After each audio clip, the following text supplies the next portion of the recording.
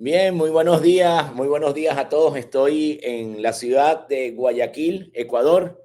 Ha sido una excelente semana, excelente jornada, visitando a varios clientes del broadcast. He estado en varias radios. De hecho, hoy estuve en donde el amigo Vicente Arroba de Radio Sucre. He estado por donde Clever Chica y muchas estaciones de radio en Guayaquil y además con el cariño de siempre le tengo un especial cariño al mercado de aquí de Guayaquil, donde tengo clientes que conozco desde el año 95 y de hecho mi primer viaje de negocio fue aquí a Guayaquil a instalar el software ADAS en aquella época, que todavía era un software en esa transición de lo que son cartucheras a una computadora y ahorita aquí estamos haciendo un streaming y tengo hoy un invitado muy especial en el AMA de 305 Broadcast. Es un ingeniero con una trayectoria de gran reconocimiento, una trayectoria internacional donde ha trabajado para Radio Francia y para muchos networks y ha hecho instalaciones en sitios del mundo donde pocos se atreven. Y vamos a presentarlo. Aquí está Carlos Francescangeli y esto es un MAA. Pregúntale cualquier cosa al ingeniero Carlos Francescangeli y ya vamos a entrar en materia. Vamos a ver. Buenos días, Carlos. ¿Cómo estás? Buen día, Alfonso. Un gusto verte y un gusto escucharte. Aquí estamos a la orden. Igual forma, Carlos. Estás en California, entiendo, ¿no?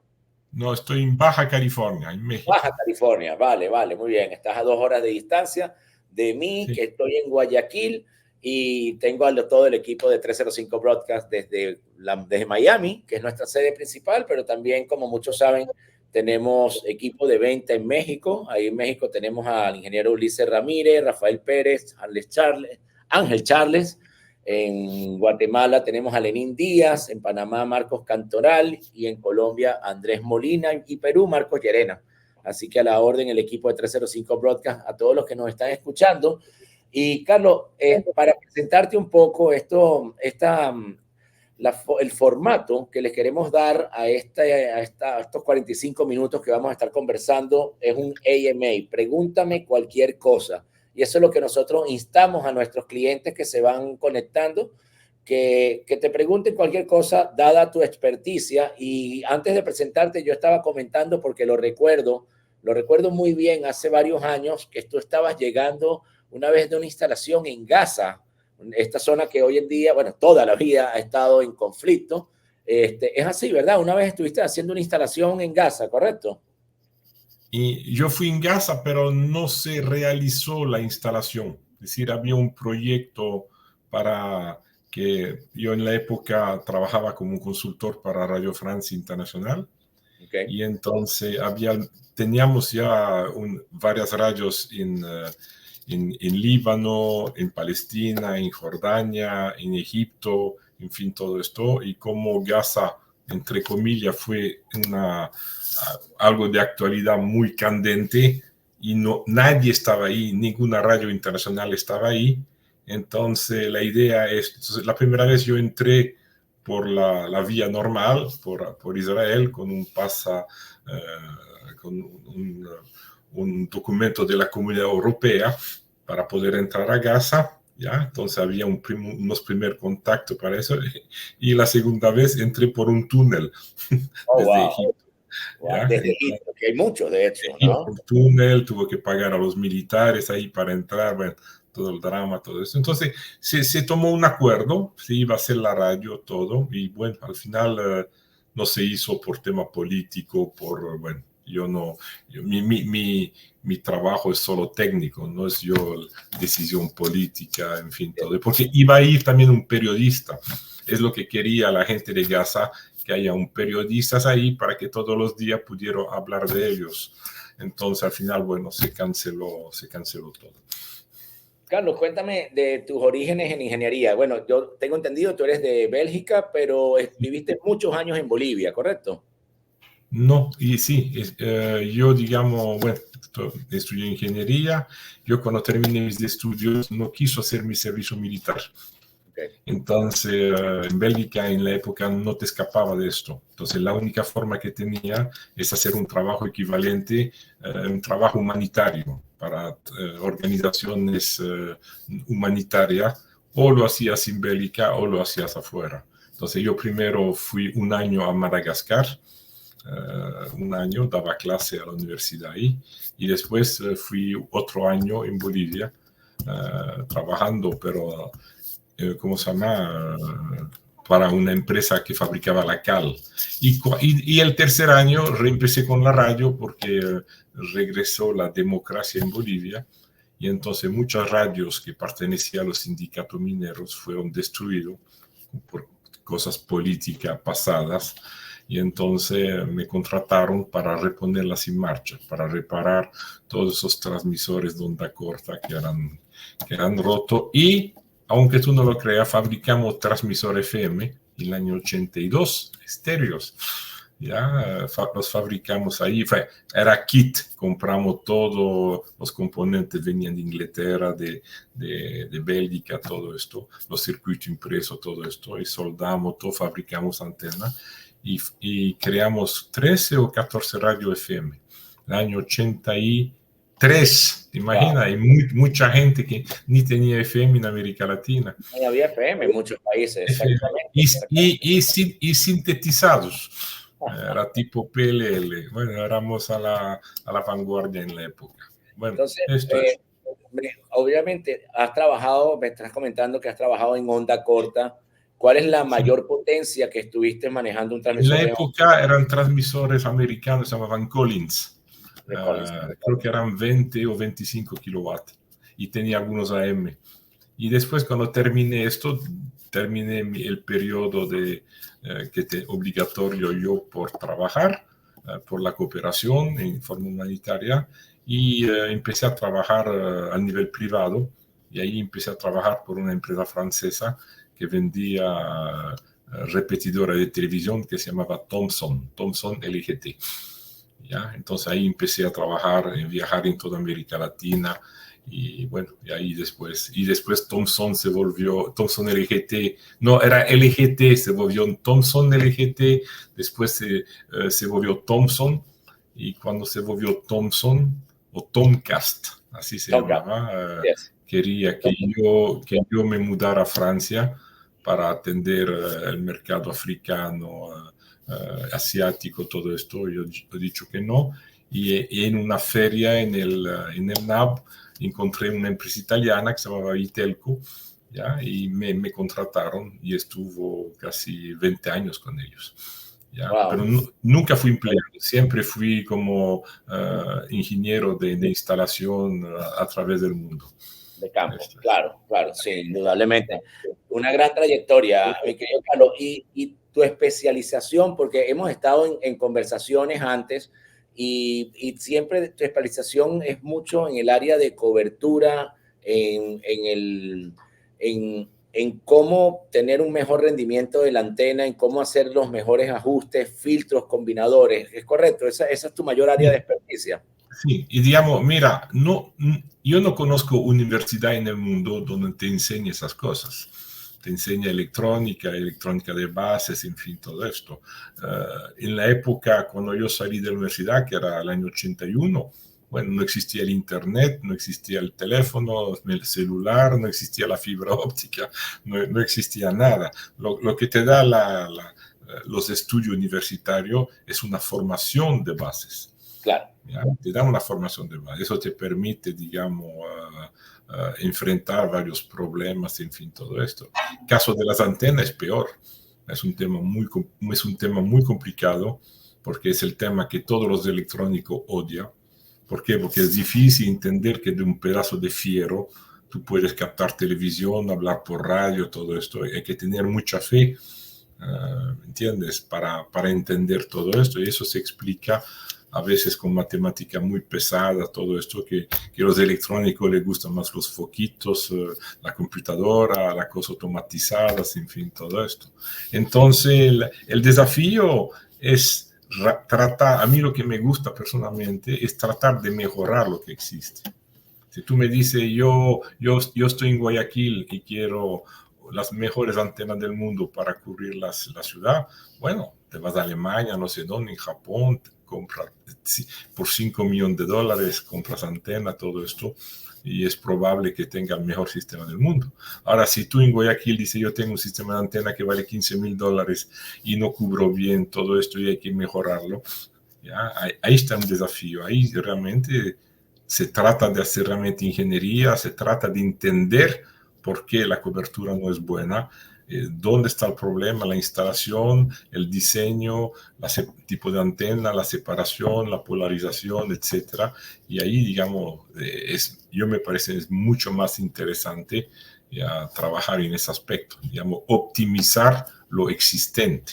¿Ya? Entonces, optimizar la cobertura de antena significa primero bien entender cómo irradia el sistema de antenas, ¿ya? Y dos, cuando irradia bien, ver cuál es su cobertura. Y Bueno, después, si la cobertura no corresponde a lo que hay, porque después hay otra fase que son las mediciones, ¿ya? Entonces, si ahí hay un cortocircuito, ves que algo no funciona bien, todo esto, ahí hay que tratar de resolver. Y yo te diré que por experiencia, 90%, 95% de los sistemas irradiantes que existe, en general, tiene problemas. Tiene problemas de cobertura. ¿Por qué? Porque hay zona que cubre más fuerte, zona que cubre menos fuerte, ¿ya? Y ahí entonces está, ya entonces, ¿qué hacen los dueños? Dicen, no, hay que meter más potencia, ¿ya? Entonces, más esto, y empieza ya el ciclo, en fin, y todo esto. Sí, Carlos, a ver, hablando ya específicamente de problemas reales, aquí al lado mío en la ventana se puede ver el Cerro Azul en Guayaquil, pero esto es en toda Latinoamérica y tú ves un cerro lleno de torres, lleno de antenas, una al lado de la otra, y yo creo que aquí siempre nos pasa cuando uno está hablando con clientes, y esto es uno de los problemas que yo veo más frecuentemente. Mucha gente compró una antena con ciertas especificaciones, la mayoría no hizo un estudio de cobertura, porque realmente pocos lo hacen, y los pocos que lo hicieron, al final no tienen tampoco la certeza de que el sistema esté bien instalado, porque a lo mejor está bien instalado el patrón horizontal, pero no el patrón vertical, y a lo mejor existe una inclinación que no se dieron cuenta y están apuntando a la luna en vez de apuntar a la ciudad. ¿Cuáles son los problemas que tú, que has recorrido tanto el mundo, tantos sitios de transmisión, los más frecuentes en términos de cobertura, ajustes de antena y el estudio versus la realidad? Bueno, si hablamos de antena en FM, el primer problema viene de esas antenas, bueno, que llaman la W, esto, la penetradora. La penetradora, que eso, el mito penetradora fue un modelo registrado como marca, sí, por una marca muy reconocida. Pero el problema primero sale de ahí. No es, digamos, que esta antena es una mala antena. La pregunta que hay que hacerse es si primero es necesario transmitir impulación circular. Esa es la primera pregunta, ¿ya? Si es necesario. Porque cuando tú transmites impulación circular, si tú tienes un transmisor de 10.000 watts y transmite impulación circular y que la población sería perfectamente circular, tú tendrías 5.000 watts transmitiendo vertical y 5.000 watts transmitiendo horizontal. Significa, es como si tú tuvieras dos transmisores y dos tipos de antena diferentes. Una cortina ahí con antena horizontal y otra con antena vertical. Por eso ¿La diferencia mismo, cuál es? Las tienen más ganancias que una circular, por supuesto, ¿no? No, al contrario. La diferencia cuál es? Es que no puedes, si tú transmites vertical y horizontal, ¿ya?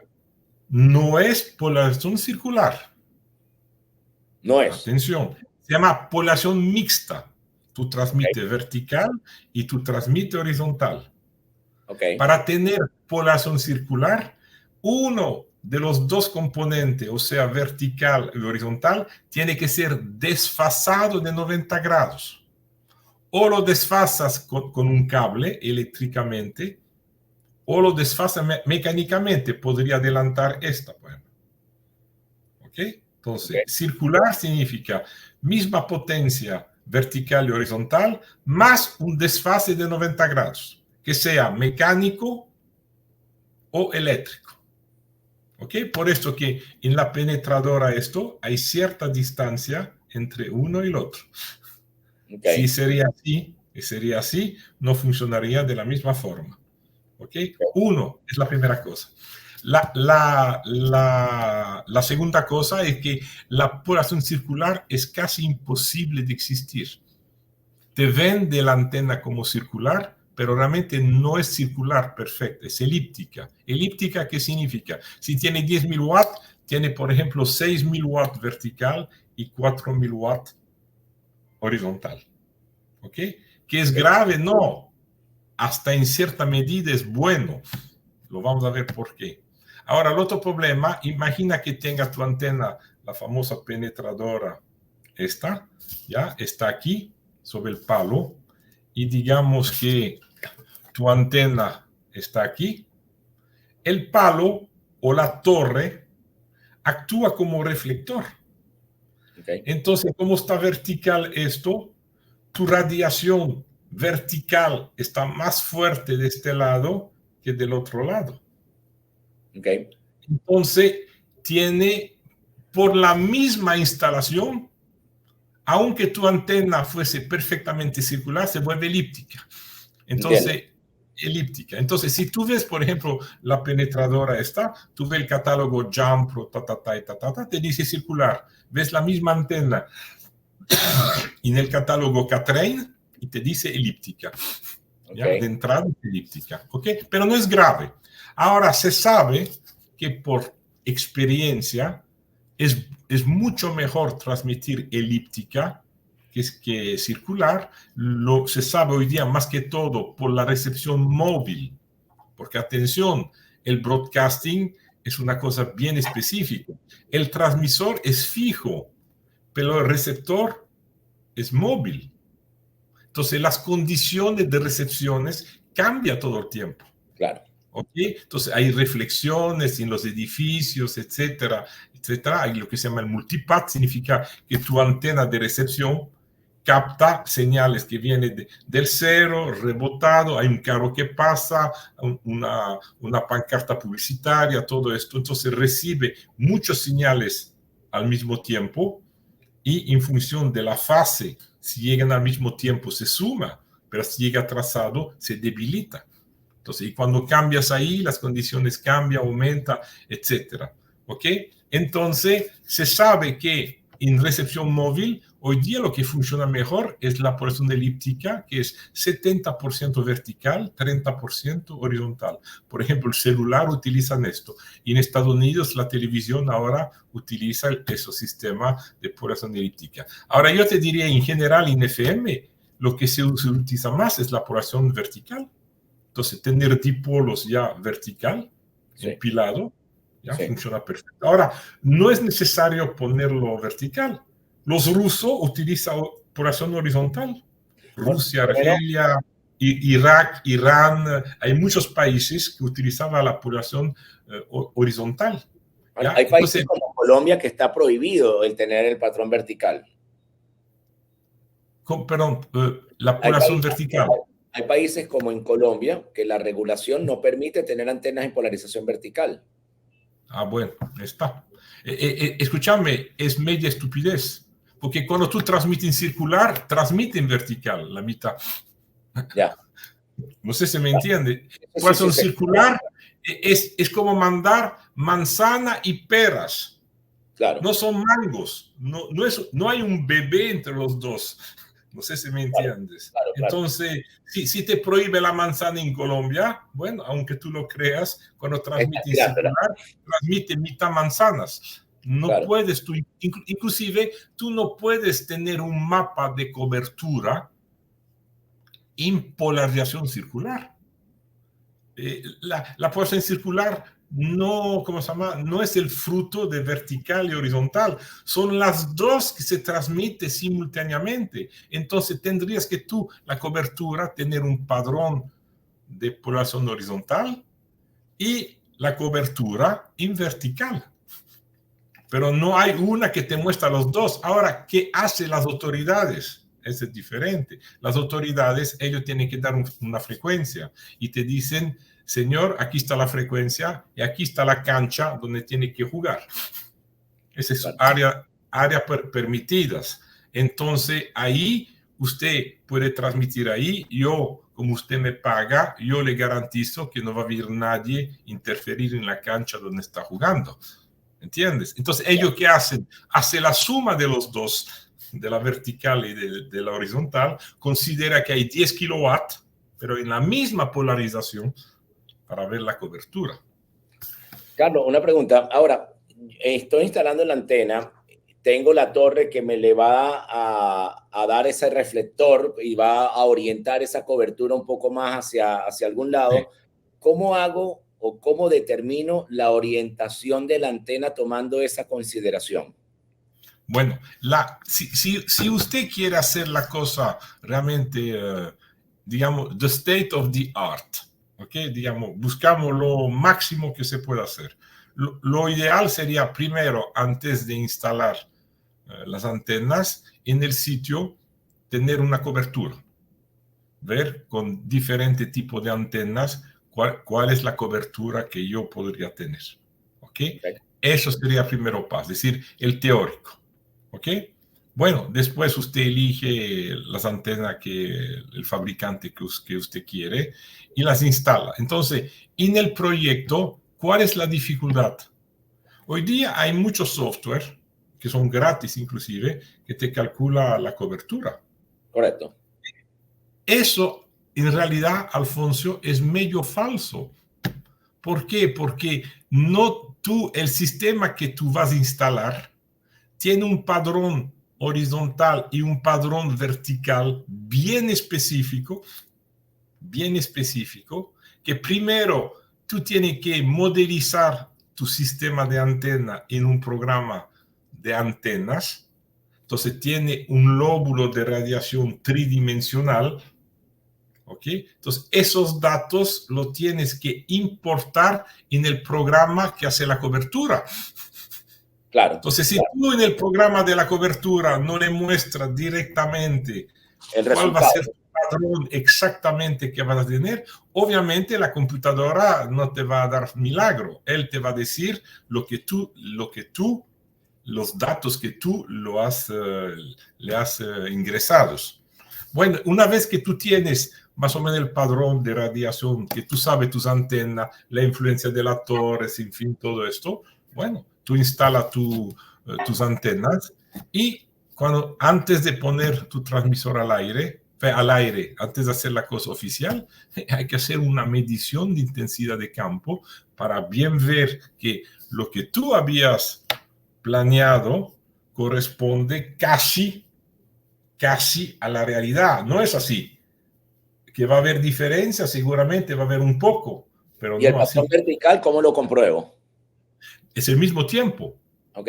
¿Ya? Es el sistema de modelización, ¿ya?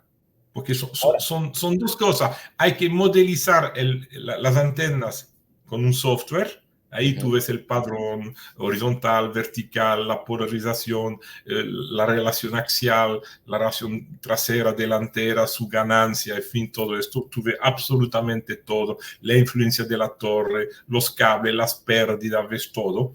Y después, esos datos, ¿ya? Tridimensional, es decir, a cada nivel 360 grados, a cada nivel 360, todos esos datos así, son miles de datos, lo pasas en el programa de cobertura.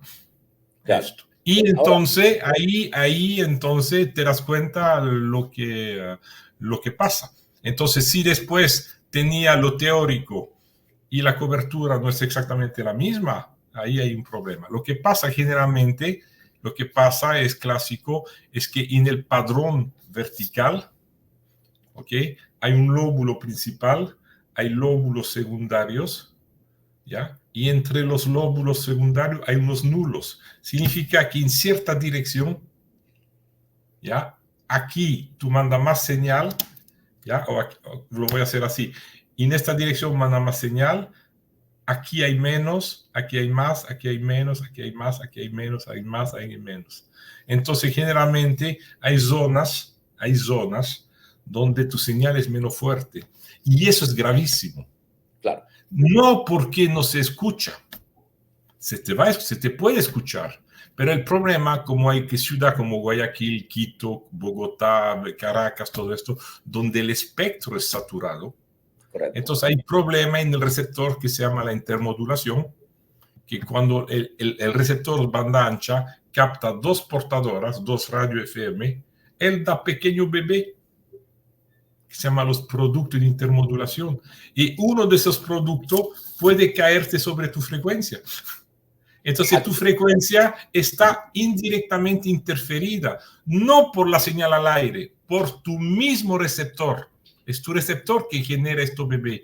Entonces puede ocurrir que con tu carro tú circules en la ciudad en una cuadra y en lugar de escuchar tu radio, escucha una radio de un competidor.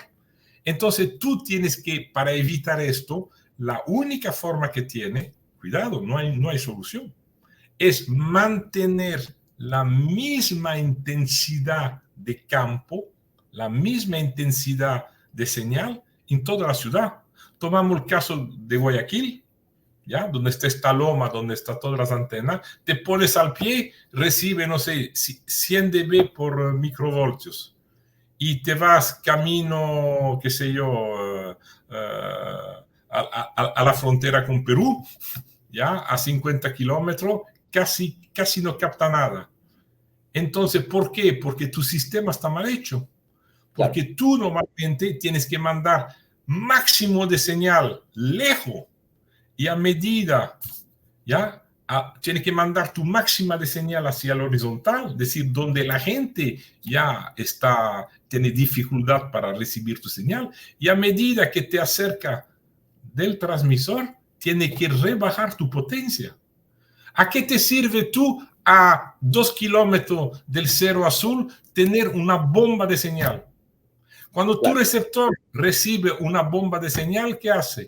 Él pone un atenuador porque no puede saturar su entrada. Entonces, esta energía la disipa en un resistor en tu receptor. Entonces, entonces tú te has costado una fortuna a generar la señal, el transmisor, las antenas, el sereno, la electricidad, el aire acondicionado, los enlaces, y entonces los que están cerca, 5 o 10 kilómetros alrededor de Guayaquil, su receptor, la señal es tan fuerte que tiene que atenuarla. Claro. Entonces, para transmitir a 3 kilómetros de Guayaquil, hay que transmitir con 3 watts, con 5 watts, con 10 watts. Claro. Pero los 10.000 que tú tienes, hay que dispararlo lo más lejos posible. Y esto se llama la optimización del padrón vertical. Significa que en función de la topografía ¿cómo se llama? De la ciudad, de la zona de cobertura, generalmente se manda máximo de señal hacia el horizonte y a medida que disminuye, manda cada vez menos señal, menos señal, menos señal, menos señal, menos señal, menos señal, menos señal. Y ahora lo más importante, al pie de la torre no puede haber señal, casi nada. Y eso es otro drama. Hoy día hay lo que se llama la irradiación no ionizantes, entre comillas, la polución electromagnética. Hay muchos países en Europa, en China, en Japón, ya es prohibido inclusive.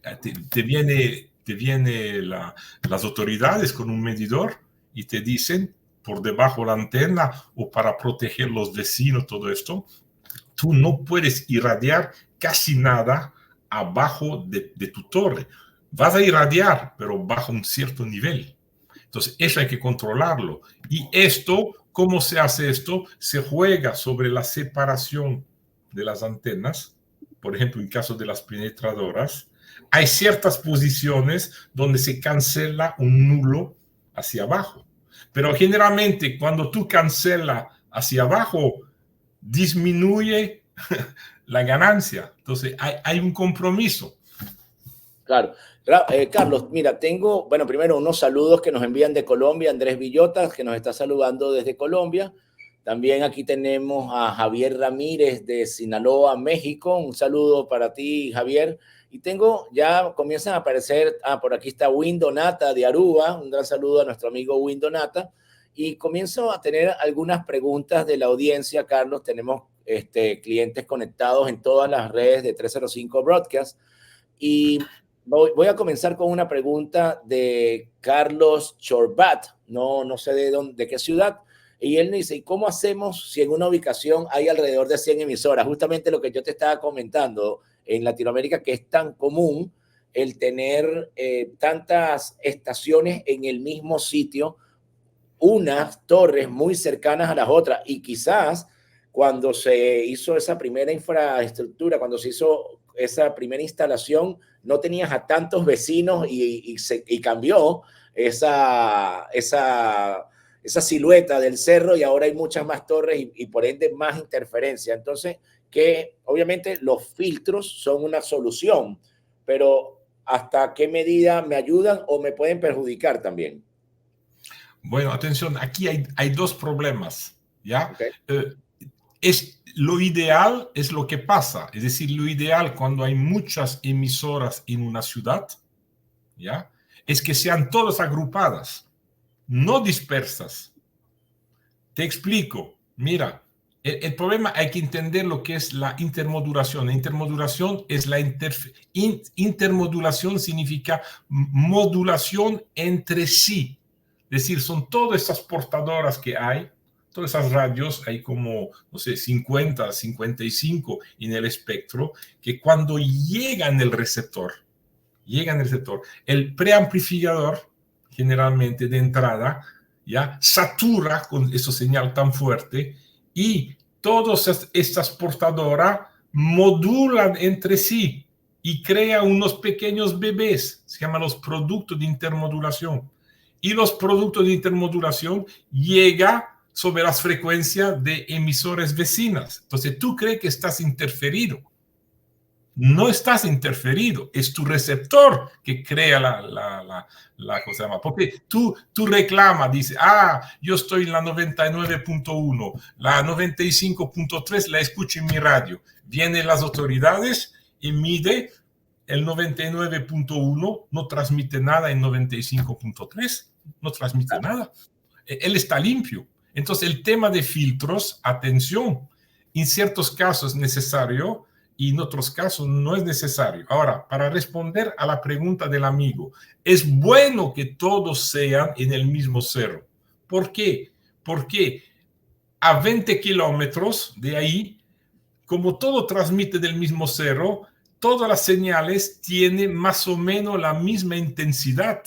Lo grave sería que a 20 kilómetros habría 2 o 3 tan fuertes y tú llegas ahí cerca, tu señal es débil, estas 3 grandes empiezan a intermodular en tu receptor y te genera no una espuria, se llama un producto de intermodulación que cae justo sobre tu radio. Esa es la situación ideal, es como la televisión por cable. La televisión por cable, todos los canales son pegados uno al otro. Todos, no hay separación entre canales. ¿Por qué? Porque todo transmite con la misma intensidad. Ahora, la situación ideal sería que todas estas emisoras, como dice el amigo, hay 100 emisoras sobre el mismo sitio. Primera cosa, yo no sé si hay 100 emisoras en FM. Sí, no creo que... Depende, pero yo de lo que sé, si se separa de 400 kHz, llega en algo como 50. La única ciudad que conozco que todo está perfectamente ordenado es París. Hay el espectro full, todos son a 400. ¿Ok? Claro. Exacto. Claro. ¿Ok? Pero digamos, son 50 y algo de radio. Tal vez hay de televisión, de otros servicios, radares, taxi, ¿cómo se llama? Comunicación del gobierno, bomberos, en fin, todo esto. Entonces, la única solución es ahí no tener menos potencia que los otros. Es tener más o menos la misma potencia. Ahora, tu antena, tu torre con tu antena encima, la cercanía, ¿ya? A cierta distancia, si por ejemplo están a 5 o 10 metros, todo esto, va a crear reflexiones sobre la otra torre. Entonces tu padrón en lugar de tener bien circular, la vas a tener como pequeños dientes, así, como una pequeña diente de sierras, ¿ya?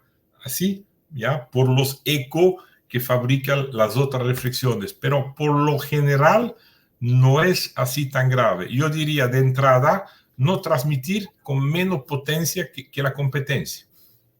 ¿Ya? Esto y es triste porque esto lleva a una guerra de potencia, porque siempre habrá un vivo que dirá, él tiene 5 kilowatts, 5, yo los voy a tumbar, pongo uno de 25. Ok, claro. Entonces, Ahora, y de aquí a 5 años todos quieren 25, ¿ya? Y de aquí a 20 años todo va a querer 100 kilowatts. Es la guerra. Ahora, sobre lo que tú comentaste de que es bueno que estén todos en la misma torre, que lo malo sería... No, mismo sitio. Mismo sitio. Sí, mismo sitio, sí. Me corrijo, correcto. Ahora, me pongo a pensar inmediatamente en casos como en Santo Domingo, República Dominicana, donde tenemos en una avenida, que es la 27 de febrero, en diferentes alturas de la avenida, múltiples estaciones de radio de 5 o 10 kilos por lo general, y también simultáneamente tienen otras estaciones que para cubrir Santo Domingo en el cerro ese creo que se llama La Nevera. Entonces ahí sí ocurriría ese problema que tú estás diciendo, ¿correcto? Exactamente. Sería que cuando tú te acercas al cerro de La Nevera, ¿ya? Que está bastante lejos, tu señal que llega del centro de la ciudad es bastante débil.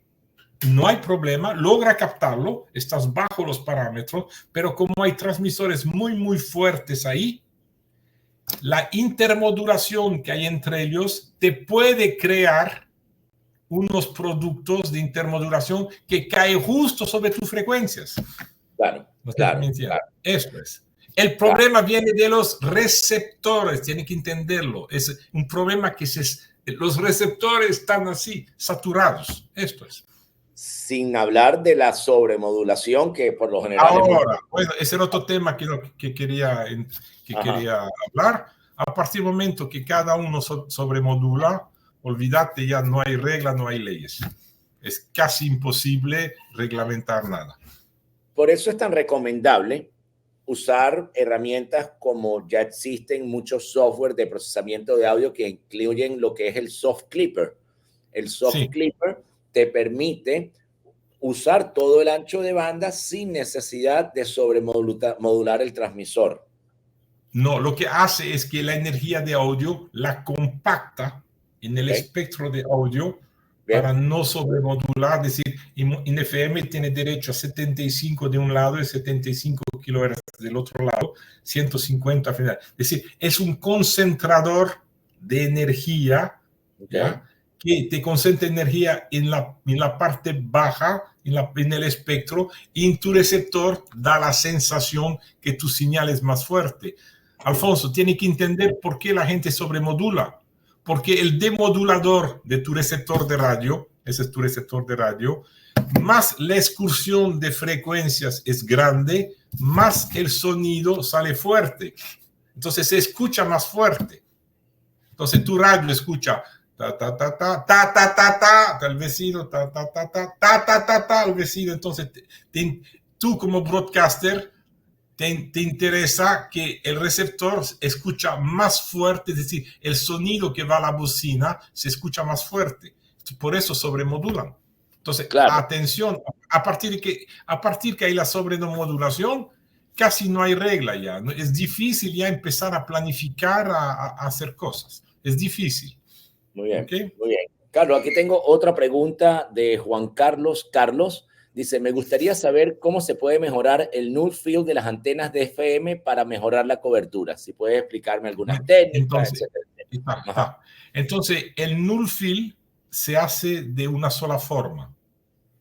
¿Ya? ¿Cómo se llama? Entre sí, por ejemplo, tiene 6 dipolos. 1, 2, 3, 4, 5, 6. Normalmente viene un distribuidor de potencia y alimenta con 6 cables que supuestamente tiene la misma longitud. Si tiene la misma longitud, tiene la misma fase, significa que la señal que llega de tu transmisor llega al mismo tiempo a las 6 antenas. A las 6 antenas simultáneamente. Ok, si tú quieres inclinar el haz, lo quieres inclinar electrónicamente, ¿qué hace? Entonces tú mandas la señal primero a esta antena, un poco después a esta, un poco después a esta, un poco después a esta. Entonces tu haz se inclina. Eso se llama el beam tilt. Entonces se juega con longitud de cables. ¿Okay? Cada vez el segundo cable aquí de la antena es más largo que el primero. Decíamos, aquí tiene 3 metros, 3 metros 20, 3,40, 3,60, 3,80, 4 metros. Con esto se inclina. Atención, no hacerlo al revés, porque si no, si tú pones 3 metros, 3,20, 3,40, 3,60, transmite por American Airlines los mosquitos, la luna y las nubes. ¿Ok? Bueno, entonces, la fase, entonces, ya permite de inclinar el haz. Ahora, para rellenar los nulos, algunas de las fases adicionales se las va a modificar. Es decir, que no va a haber 3 metros, 3,20, 3,40, va a haber 3 metros, 3,14, 3,27, 3,04, 2,97 y 3,43. Es muy complicado. Yo tengo un programa que he hecho en Excel, nunca he logrado hacerlo correctamente. Utilizo el programa, no, es complicado. Me ha gustado, he tratado todo esto. Entonces, ¿cómo se llama? Hay software que hace esto. ¿Ok? Entonces, esa es la única forma. Ahora, se puede dar parches, por ejemplo, hay un truco que se puede hacer. Por ejemplo, de las 6 antenas, puedes alargar el cable del último, alargarlo un poquito, por ejemplo, 10 o 20 centímetros. ¿Ya? Normalmente ya te mejora el primer nulo. La otra cosa que podrías hacer es que como tus 6 antenas están perfectamente horizontal, entonces la última la baja un poquito. Mecánicamente, no toca nada. La última la bajas. Mecánicamente. Y si no logras, ¿cómo se llama? Solucionarlo, eventualmente la segunda más. Es decir, la 1, 2, 3, 4 no la toca, la 5 normalmente no, y baja solo la 6, un poquito. ¿Ya? Si no funciona, baja la 5 también, un poquito. ¿Ya? Y siempre, obviamente, ir a medir. Ahora, no se mide con tu antenita en el carro. Ese es el otro drama. Claro. ¿Por qué? Porque hay demasiadas reflexiones, en fin, todo esto. Normalmente, las curvas de cobertura de las normativas, las mediciones que han hecho, ya se han hecho con una antena que está a 10 metros sobre el nivel del suelo. Entonces requiere un mástil telescópico. Además, cuando mide por circular, no puedes tú medir así.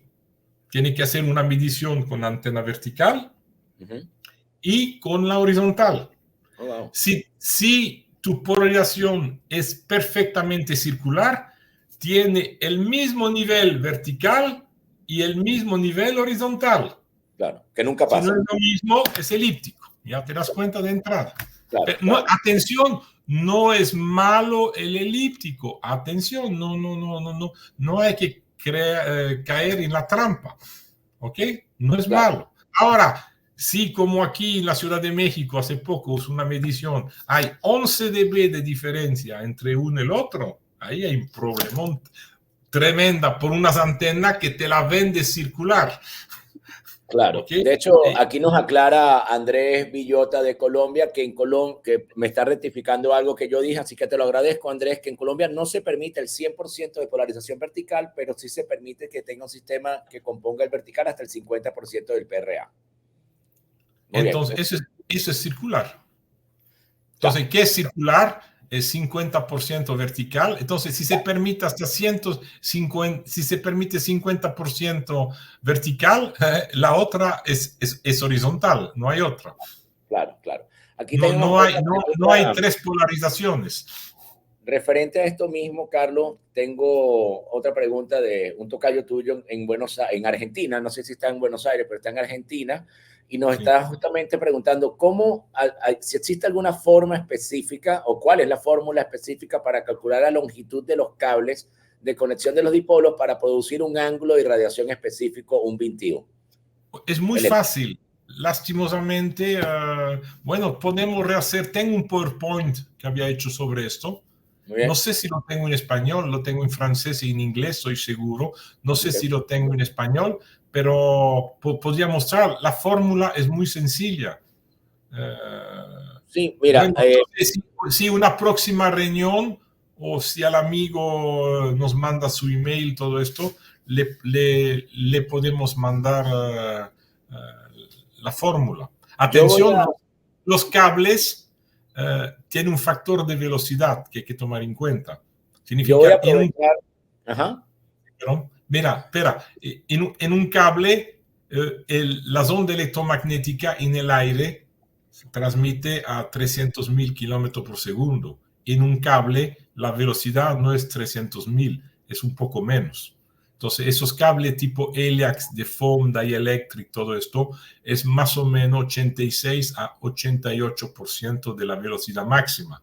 Eso significa que la velocidad es de 230, 250 mil kilómetros por segundo, la velocidad en el cable. Entonces, cuando se calcula el cable, hay que hacer la corrección de la longitud en función de lo que se llama el factor de velocidad del cable. Esto lo da siempre el fabricante en sus especificaciones. Se llama Velocity Factor. Claro. 0,88. El cable, por ejemplo, RG 213 es 66%, 0,66. Una línea rígida al aire es casi 100%, es 0,98. Los Heliax de foam, de 7 octavos, unos 5 octavos, todo esto está por los 82%, 84, 86. No lo sé exactamente de memoria. Siempre hay que ir a ver las especificaciones. Claro, claro. Carlos, bueno, voy a tomarme el atrevimiento de poner tu teléfono en pantalla por si alguno quiere contratar los servicios de ingeniería de Carlos Francescangeli. Se pueden poner en contacto con él directamente con mucho gusto. Me das tu permiso, Carlos, ¿verdad? Para poner tu teléfono en pantalla. Vale, sí, muy bien. Mi nombre es Carlos, sin la S. Sin la S. Vamos a ver que producción aquí me lo corrija. Vamos a ver. No hay problema. Producción Alfonso López mismo lo hace. Eso es hasta estos software ahora son tan rápidos que uno mismo lo puede corregir, Carlos. Muy bien. Tenemos más preguntas. Es el mismo que WhatsApp, entonces no hay problema. Se puede poner en WhatsApp con todo gusto, en la medida de que los podemos ayudarlo con todo gusto. Muy bien. Carlos, bueno, por aquí tengo algunos saludos más de Venezuela, tengo saludos de Lima, Perú. Te quería hacer una pregunta en el sentido de ¿cuáles son los instrumentos que tú recomiendas, que tú sugieres que una estación de radio pueda tener básico? O sea, sin irnos a la especialización, pero deberían tener el equipo de ingeniería, tener ciertos instrumentos básicos para poder verificar su señal, medir su audio, sus señales de audio, el izquierdo, el derecho, y hoy en día existen muchas herramientas. ¿Alguna en particular que recomiendes? Mira, es maravilloso hoy día. ¿Ya? Sí. Primero, analizador de espectros, hay uno de $100 que es de este tamaño. ¿Ya? Lo llaman, a ver cómo se llama, Tiny Spectrum Analyzer, Tiny, T-I-N-Y. Tiny. Ok, Tiny, sí. Tiny, ¿ok?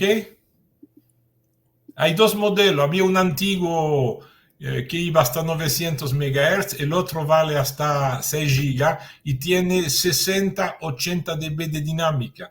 Esto para medir señal, todo eso, es por demás.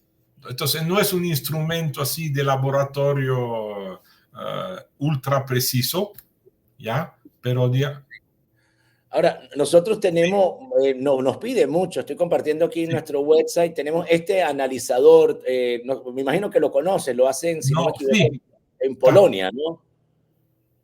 Sí, ahora, eso también está perfecto, pero sí, aquí te da, ves, la desviación de frecuencias y sobremodula, en fin, todo esto. Ahora, para para tú medir la calidad del audio, Okay. ¿ya? Necesita lo que se llama un demodulador de precisión. No cualquier. Generalmente los monitores de modulación te demodula el audio, te lo demodula bastante bien, pero el problema es demodular la señal estéreo. Tu señal estéreo en el encoder, en el Omnia, en el Orban, todo esto tiene 65, 70 dB de separación izquierda-derecha. Entonces tú necesitas un demodulador que es capaz de tener esta separación. Entonces ahí son instrumentos un poquito, yo diría, bastante más caros. Ya hablamos de instrumento que vale varios miles de dólares. Entonces, y después tú necesitas un generador de audio para mandar la señal. Ahora, mira, le voy a dar un gran consejo. Pero si quiere, la próxima vez podemos hacer una otra conferencia, porque tengo un PowerPoint que he hecho especialmente para esto. Es decir, cómo medir la calidad de tu transmisión al aire en FM. Y mire, aunque tú no lo creas, hay dos parámetros que son fundamentales. Si estos dos parámetros están bien, normalmente lo demás está bien. Es como tú vas al médico, te toma el termómetro, si ve que hay temperatura, bueno, hay algo más que un simple resfrío. No sé si me entiendes. Claro, Entonces, estos dos parámetros son esenciales, porque si estos dos no están bien, automáticamente los 20 otros ya están mal. Estos dos parámetros se llama el ruido AM, el AM noise. ¿Okay? Carlos, una pregunta. Esta pregunta Y eso es AM noise. ¿Ya? Y hay de dos tipos, el sincrónico y el no sincrónico. Y dos, medir la separación estéreo. ¿Por qué? El AM noise te va a decir cómo tu transmisor está construido. Si los cables están muy pegados uno al otro, si las fuentes de alimentación están muy, ¿cómo se llama? Muy al máximo, si tus transistores están al máximo, habla más de la construcción mismo del transmisor. Y la separación estéreo es muy importante, no porque tu oído va a captar 60 dB de separación, porque en un carro, con el ruido del motor, del vecino, las bocinas, todo esto, no vas a entender, pero te vas a dar cuenta qué tal bien cuidado es la parte audio en tu transmisor FM. Entonces, si estos dos están mal o no están bajo ciertos parámetros, automáticamente el ruido, la distorsión, la diafonía, todo esto, todo también está mal. Entonces, hay algunos monitores de modulación. Hay uno de la